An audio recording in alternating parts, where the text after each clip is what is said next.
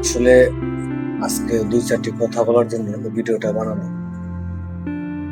আমরা যারা সোশ্যাল মিডিয়ায় কাজ করি, ইউটিউব, ফেসবুক বা টিকটক, যে প্ল্যাটফর্মে কাজ করি না কেন, একটা উদ্দেশ্য নিয়ে এখানে সবাই কাজ করে। সেই উদ্দেশ্যটা কি সবাই জানি, কিছু অর্থ উপার্জন বা বৈদেশিক মুদ্রা আয়। এইটা করার জন্য আমাদের যে কত পরিশ্রম বা কঠোর সাধনা করতে হয় এই প্ল্যাটফর্মের ভিতর, সেটা যারা করে বা আমরা যারা করি তারা সবাই ভালোভাবে জানে। একটা সময় অনেক পরিশ্রম করার পরেও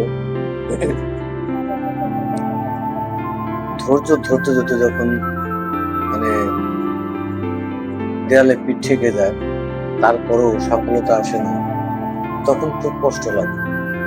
এত পরিশ্রম করলাম, বিনিময়ে কিছুই পেলাম। আমার চ্যানেল এটা, আমার চ্যানেল 23। আমি এটা তৈরি করি 23 সালে, তো রানিং করি 24 সালে। আমি প্রতিদিন শর্ট ভিডিও আপলোড করি, একটা করে লং ভিডিও আপলোড করি, আর রেগুলার লাইভ করি। তো আগে যখন লাইভ করতাম তখন দেখতাম 100 জন 150 জন আমার লাইভে সবসময় থাকতেন, ভিউজ হতো অনেক। লং ভিডিও আপলোড করলে অনেক ভিউজ হতো, শর্ট ভিডিও আপলোড করলে অনেক ভিউজ হতো।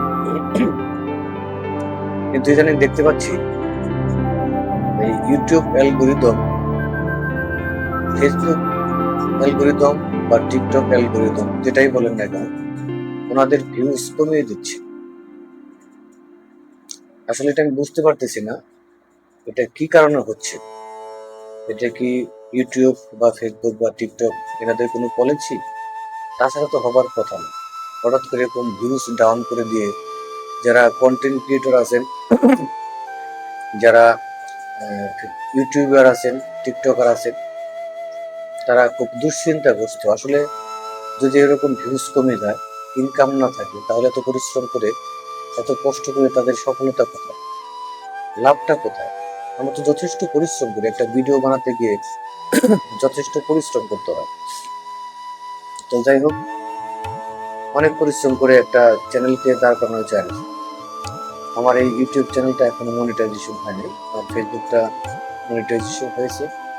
তো এই ইউটিউব চ্যানেল মনিটাইজেশন হতে গেলে 4000 ঘন্টা যে ওয়াচ টাইম, এটা পূরণ করা সো টাফ হয়ে যাচ্ছে বর্তমানে। মানে বিগত 365 দিনের 4000 ঘন্টা ওয়াচ টাইম,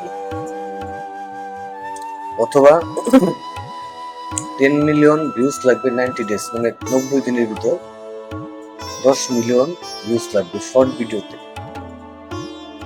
এখন আমরা যারা নতুন আছি, নতুন ইউটিউবার আছি, তারা তো আসলে এরকম আগা মাথা কিছুই বুঝি না।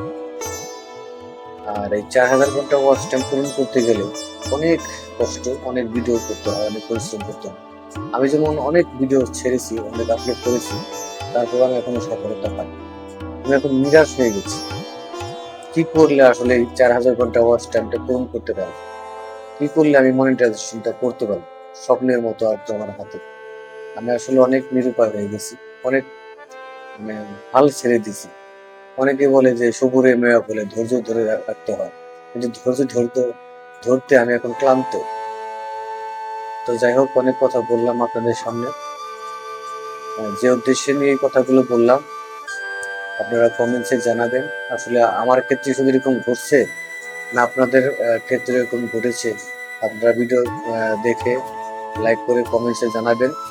ভিডিওটা ভালো লাগলে সাবস্ক্রাইব করে যাবেন, শেয়ার করে যাবেন। ধন্যবাদ সবাইকে, ভালো থাকবেন।